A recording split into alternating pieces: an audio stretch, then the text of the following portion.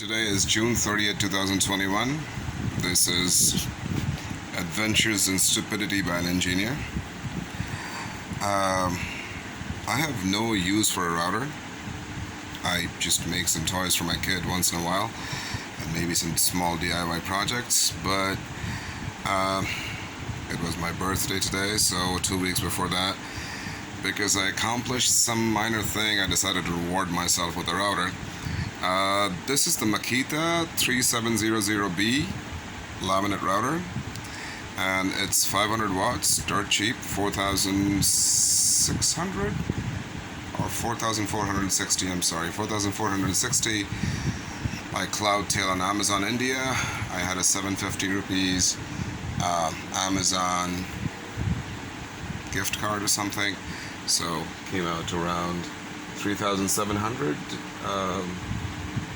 something like that, around $50, $50.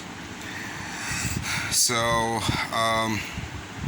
after buying this, because I'd seen some YouTube videos of people making router tables, I decided to make this. This was partially my design, partially like taken from the suggestions they had. So essentially, as you understand, like, you know, this is completely made of steel. The description is, this is 304 steel. These are old world porcelain switches and socket. This is 15 amperes. The plug point for this guy is not gonna fit in this. I have to buy an adapter for that, but you know, I just bought it because it looks good. I'm an idiot, like I said, you know, adventures in stupidity, like I described it. So I have the Excel works, you know, it's a worksheet for the spreadsheet for the expenses, but to briefly describe it, so we have essentially, starting from right to left, we have this, which is like, you know, like a 2 threaded rods, 1 feet length. They have been cut into this shape. This is the handle. This is connected into this bevel gear set. I don't know if you can see it. The lighting is not very good. Oh shit, crap. Okay. Come on, focus. There you go. So the idea is that when vertical rotational motion going in from, like, you know, like in this direction is going to make the bevel gear perpendicular to go in a horizontal direction. So convert vertical motion to horizontal. And a couple of challenges. These are very ancient bevel gears from some ancient Japanese truck that I found in a scrapyard in Kotala, Mumbai. Hardened iron is very hard to merge with steel, 304 steel, so they had to be I had to use brass brazing for connecting them. And then I'm very tired. Anyway, so the idea is that this gears are connected when this is on, you know, welded onto, or rather brazed onto this steel rod. On top of that, there's one more steel rod, and this steel rod extends all the way from here to here, and there are 2 ball bearings, one here and the one above. So the steel rod will rotate vertically just in one place. It will not go anywhere. And this nut, which is like, you know, pure steel again, took me a long time to have this made. Because the threaded rod is rotating, and this is held in place, it will move up or down based on the direction of rotation.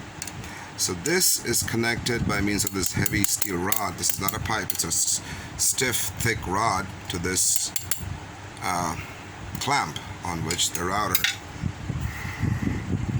is supposed to slide in. So I put this rubber jacket on it, held together by tape. I'll do a better job of it later. So this slides inside here, and the idea is that it'll go up and down based on the direction of motion of the handle over here. For support, we have welded 2 more solid steel rods, this one and one on the other side, 2 linear bearings which are inside these linear bearing collars, if you might call it. Very hard to find linear bearings, took me a long time in the scrapyard again. and there were no collars available for it, so I had to like kind of had them made, like, you know, with some thinking, I guess. Like, as you can see over here, the slots were cut and this was hammered in toward you know, it's kind of inclined. That prevents the linear bearing from coming out. Same thing on the other side. Well, on the other side actually it has these slots on both ends, but this is pretty secure. 16.2 mm diameter, fits perfectly into the linear bearing. Very smooth motion. I was lucky to find this rod. Solid steel rod, not a pipe. This one and this one not needed, but what the hell. And these are hollow steel pipes, pretty thick. You can see here, pretty thick, and they've all been welded together. Unnecessary to have so much welding and so much support. It's just going to use a puny 500 watt router. The maximum amount of wood that I would possibly be working on this is like teeny tiny, like 1.5 inches or 1 inch, 1.25 inches wide, maybe 0.2 or 3 inches thick slots of wood, like this big, this thick pieces of wood. That's the usual thing that I use for making the toys. That's one of the toys for my kid that I made. That's a bit thicker wood. So this is the kind of stuff that I'll make, so I really don't need it, and I definitely don't need anything so hardcore. But like I said, adventures in stupidity. And then what else? So you have the linear bearings, circular bearings. So this is one of the more critical parts.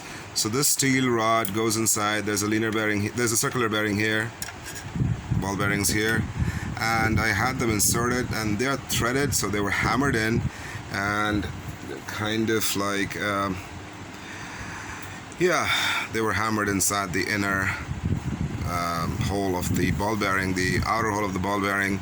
They were put inside these cutaway sections of steel pipe, which slightly bigger than the outer diameter of the bearings, but there was a bit of argon spot welding put inside to be able to jam it in.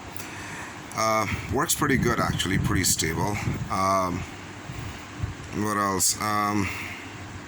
Yeah, the feet are like 1.5 inches of solid nylon, solid as a rock.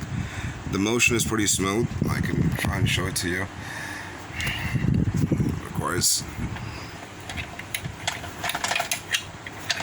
yeah, it's kind of unwieldy, but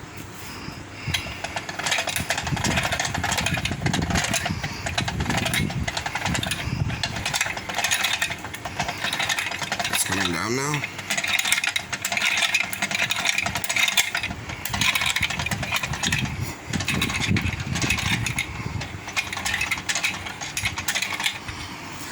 So that's the idea. So now for the expenses. This is the worksheet. So we have the bevel gears. I bought 2 sets of them, 100 rupees each, total $202.66. The steel, you know, like the 4 mm, 1 feet by 1.5 feet plate cost me around, and other pipes and stuff cost me around $27. Clam. There was a lot of money spent on failed attempts. You can see over here, first failed attempt, fail. Then I found this guy at C147 at the Ghatkopar Hillview Industrial Estate off of LBS Mark near Amritnagar, Ghatkopar. They did a really good job, this guy especially. He charged only 1,000 rupees, which is pretty reasonable. This guy, Panchal, at Harichand Compound in Vikhroli was a fucking asshole. Whatever he did, it failed. Kept on bitching about it, kept on asking for money. But anyway, so the router itself cost me around 3,000. I think I got the math wrong here. How's that even possible? How do I get basic subtraction wrong with a master's in engineering? Like I told you, adventures in stupidity.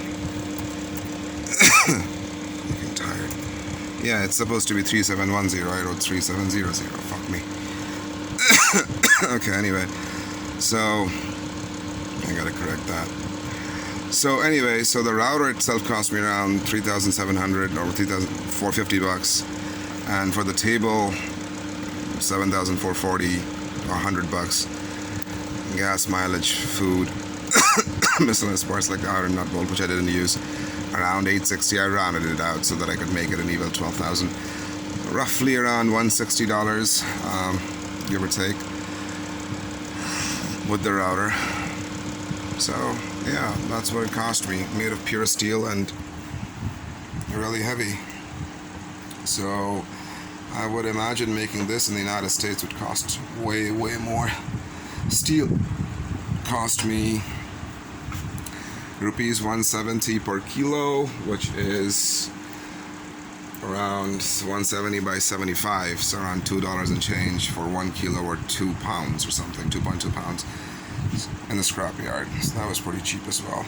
Prices have increased because of COVID. The circular bearings were 50 bucks each, the linear bearings 2 for 220, 110 bucks each.